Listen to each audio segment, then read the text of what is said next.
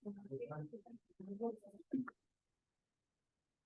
malam, perkenalkan nama saya Angelika Astinamora dengan NIM 113230557 dari Prodi D3 Teknologi Informasi.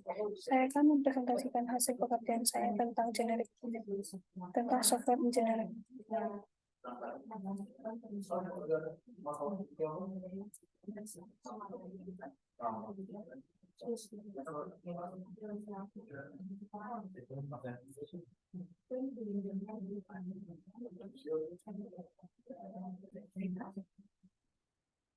Pertama, apa itu software? Software adalah sebuah program yang menyimpan data konfigurasi komputer untuk membuat program berjalan. Kedua, jenis-jenis software. Jenis software terbagi atas domain, lisensi, dan market. Domain terbagi atas sistem software dan aplikasi software. Contoh dari sistem software adalah Microsoft Windows dan Linux. Contoh dari aplikasi software adalah WhatsApp dan Instagram. Kedua, lisensi. Lisensi terbagi atas open source software dan proprietary software. Contoh dari open source software adalah Mozilla dan Thunderbird.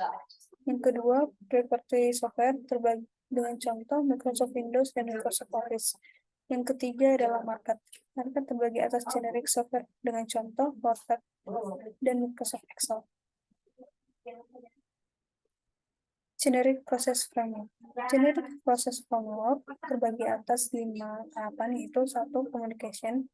Komunikasi adalah pengumpulan informasi tentang kebutuhan dan persyaratan yang dibutuhkan oleh customer untuk software yang akan dikembangkan, seperti menentukan atau mendiskusikan tentang fitur dan fungsi perangkat.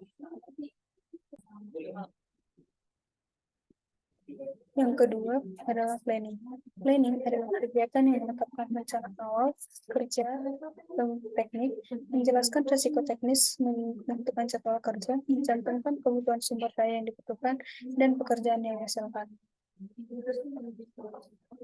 Ketiga, modeling.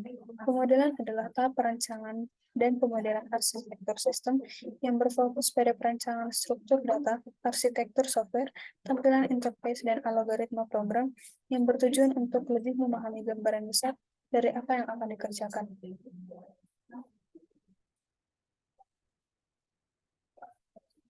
Keempat, construction. Tahap ini merupakan proses penerjemahan bentuk desain menjadi kode yang dapat dibaca oleh mesin. Setelah pengkodean selesai, akan dilakukan tahap pengujian terhadap sistem yang akan dibuat, yang berfungsi untuk menemukan kesalahan yang mungkin terjadi. Kelima, deployment. Tahap ini merupakan tahapan implementasi software ke customer, pemeliharaan software secara berkala, perbaikan software, evaluasi software, dan pengembangan software berdasarkan umpan balik yang diberikan sistem dapat berjalan sesuai dengan fungsinya.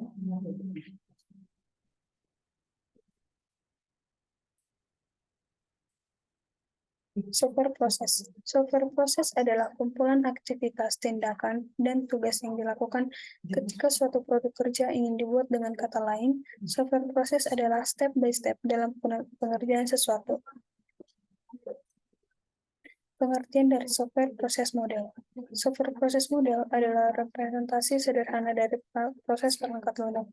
Pemodelan ini merupakan sebuah perspektif tertentu sehingga hanya memberikan informasi secara parsial. Prescriptive software proses model terbagi ada 2 yang saya ambil, yaitu waterfall model dan prototyping. Waterfall model atau yang disebut juga siklus hidup kelas T menunjukkan suatu sistem pendekatan sekuensial aktif untuk pengembangan perangkat lunak yang dimulai dengan spesifikasi kebutuhan pelanggan dan berlanjut melalui perencanaan, pemodelan, konstruksi, dan penerapan yang berpuncak pada dukungan berkelanjutan terhadap perangkat lunak yang telah selesai. Waterfall model adalah jenis pengembangan aplikasi yang menekankan pada fase yang berurutan dan sistematis. Tahapan waterfall model adalah communication, planning, modeling, construction, dan deployment. Kedua, prototyping. Prototyping adalah proses pengembangan replikasi kerja dari suatu produk atau sistem yang direkayasa. Tahapan prototyping model adalah communication, merancang model, quick plan, desain dasar kebutuhan melalui gambar singkat, modeling, quick design, construction, prototype, and deployment.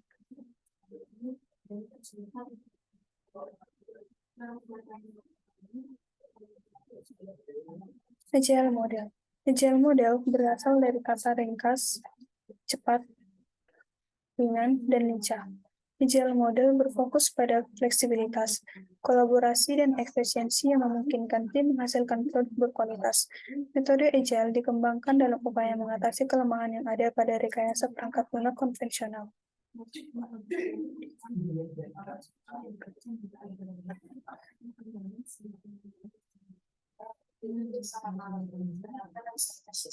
Dengan contoh yang saya ambil yaitu Scrum Model. Scrum Model adalah kerangka kerja agile yang mengorganisasi pengembangan perangkat lunak menjadi iterasi yang disebut sprint.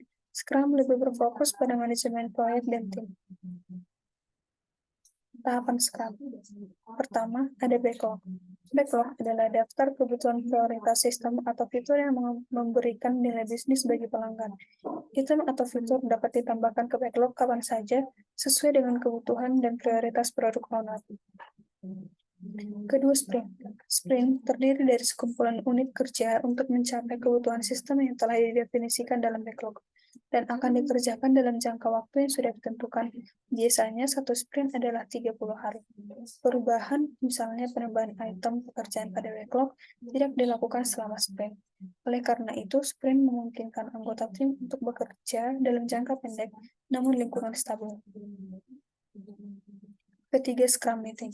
Scrum Meeting adalah pertemuan singkat yang biasanya hanya 15 menit yang diadakan setiap hari oleh tim Scrum.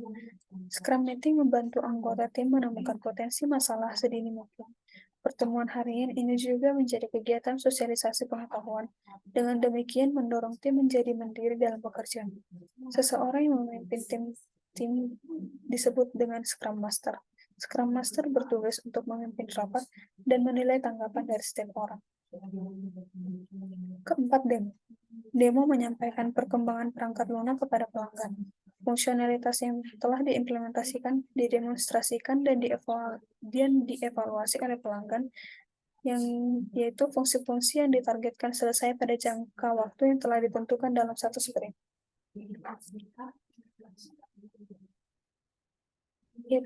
Selanjutnya tentang umbrella activity. Umbrella activity adalah serangkaian langkah atau prosedur yang diikuti oleh tim pengembangan perangkat lunak untuk menjaga kemajuan kualitas, perubahan, dan risiko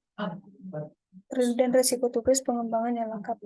Umbrella activity mencakup kegiatan 1. Pelacakan dan pengendalian proyek perangkat lunak. 2. Manajemen risiko. 3. Jaminan kualitas perangkat lunak.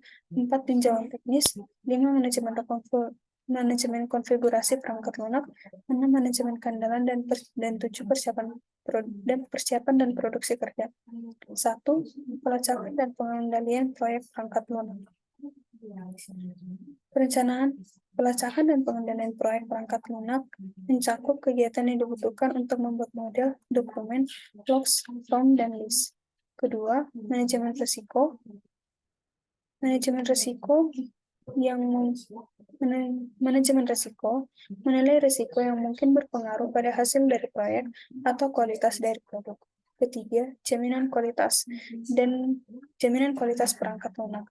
Jaminan kualitas perangkat lunak mendefinisikan dan melakukan kegiatan yang diperlukan untuk memastikan kualitas software. 4. Tinjauan teknis. Tinjauan teknis menilai produk kerja rekayasa perangkat lunak dalam upaya untuk mengungkapkan dan menghapus kesalahan sebelum dilanjutkan ke aktivitas selanjutnya. Kelima, manajemen konfigurasi perangkat lunak. Manajemen konfigurasi perangkat lunak mengolah efek untuk merubah keseluruhan dari proses software. Keenam, manajemen keandalan. Manajemen keandalan mendefinisikan dan mengumpulkan langkah-langkah proses, proyek, dan produk membantu tim dalam memberikan software yang memenuhi kebutuhan stakeholder. Ketujuh, persiapan dan produksi kerja. Persiapan dan produksi kerja mencakup kegiatan yang dibutuhkan untuk membuat model, dokumen, logs, form, dan list. Selanjutnya, Jenis kebutuhan perangkat lunak. Jenis kebutuhan perangkat lunak secara kategoris ada 3 buah jenis kebutuhan perangkat lunak, yaitu kebutuhan fungsional, kebutuhan antarmuka, kebutuhan untuk kerja. Kebutuhan fungsional atau functional requirement adalah kebutuhan yang berkaitan dengan fungsi atau proses transformasi yang harus mampu dikerjakan oleh perangkat lunak.